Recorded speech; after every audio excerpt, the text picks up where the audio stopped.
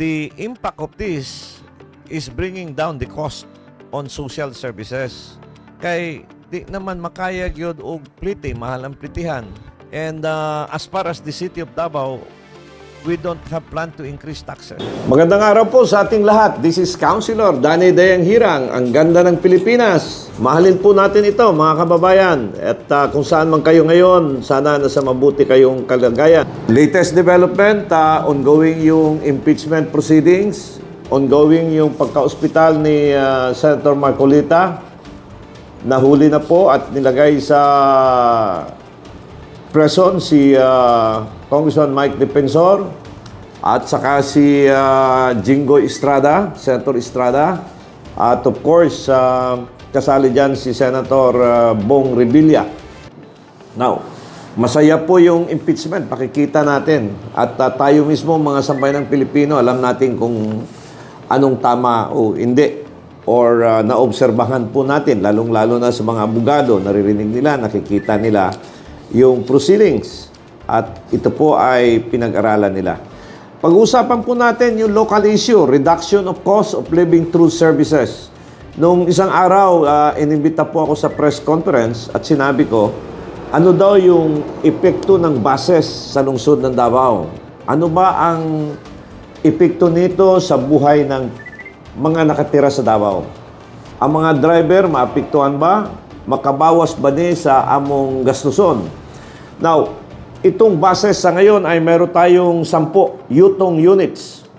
At bibili pa po ang Luzon ng Davao ng 20. Para po matulungan ang mga commuters na makasakay po ng libre. Kasi ngayon bumalik na naman ang giyera sa Iran at saka sa Middle East. At biglang tumaas ulit ang gasolina. So therefore, marami ng mga jeep din hindi makakabiyahe kasi hindi naman nila kayang drive. Hindi naman patasan ng passengers fee or fare. So wala silang kikitain dahil mahal ang gasolin. So sa kanila, kayod ng kayod, ilan man na ang kita, ang iba hindi na lang magbibiyahe. Now, pag hindi magbiyahe yan o walang transportation dahil sa mahal ng gasolin, ang kawawa niyan po ang mga tao. Dahilan sa wala silang masasakyan. And because of this, ang Luzon ng Davao ay nagkaroon ng bus services libre. Sasakay po yung mga pasahero dito ng libre na bigay ng Luzon ng Davao headed by Mayor Baste Duterte. So anong epekto nito, Councilor? Of course, mababa yung gastusin mo.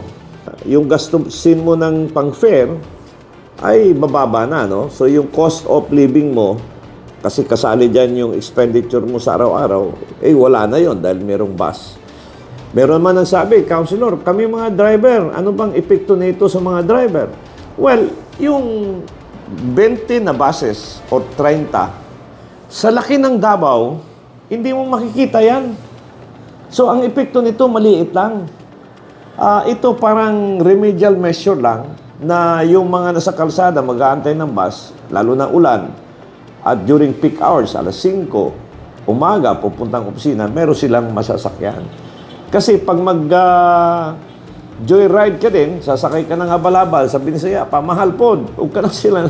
So, ang kahimtang naturon, lisod ang kahimtang sa mga Pilipino tungod sa pagmahal sa gasolina. Maong gani, ginagawa na lang 5 days, 4-day work. Para yung iba na pwedeng gawin sa bahay na lang ang trabaho. So, ang epekto nito pong mga bus, malaking tulong ito sa lungsod ng Davao, sa mga nakatira sa Davao, and anywhere. Kung libre po, maraming tulong ito sa ating sambayan ng Pilipino. In fact, kung akong tanungin, yung MRT sa Manila, subsidize na yan. Wala nang bayad lahat ng sasakay. Ganun man lang din, gagasto ko man lang din, nagbayad man lang din sila ng taxes. Para sa akin, libre na lang yung train sa Manila, MRT at saka ng isa, LRT ba yun? Yung dalawa yan So, yun po ang trabaho ng gobyerno. Dapat mag-adjust tayo sa kahirapan ng ating bansa, lalo-lalo na sa gera sa Middle East at kamahal po ng mga gasolina. So, in summary, ang epekto po nito napakaganda sa mga riding public, sa Luzon ng Davao, itong ginawa ni Mayor Basti Duterte at ang epekto nito sa laki ng Davao, kakaunti lang po. Hanggat sa muli, this is Councilor Danny Dayang Hirang. Ang ganda ng Pilipinas po. Tuloy nating ipagdasal ang ating mahal na bansa.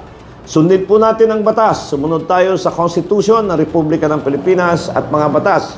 Lalong-lalo na yung mga kautusan ng mga person in authority. Mag-cooperate po tayo, lalong-lalo na dito sa mga calamity na nangyayari sa ating bansa.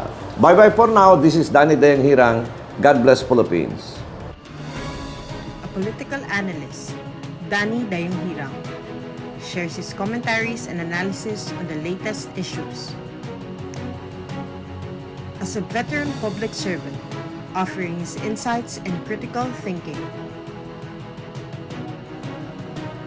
As an educator, he speaks the truth that matters.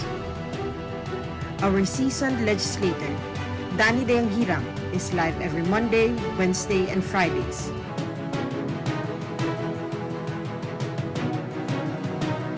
Follow us on our social media platforms for more details.